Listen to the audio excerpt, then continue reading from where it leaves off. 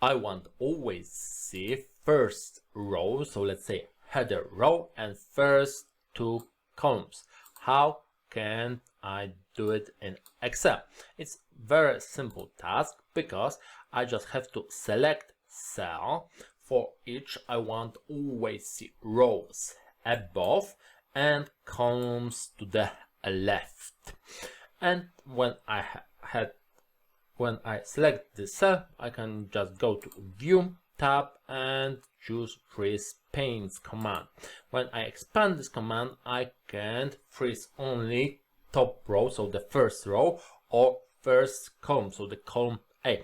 But I want to freeze columns to the left of selected cell, active cell, and rows above active cell. So let's freeze panes.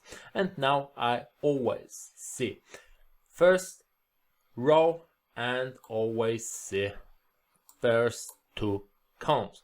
And when I don't need these options, I just go to View tab again and I unfreeze panes. And now I'll work with worksheet as normal.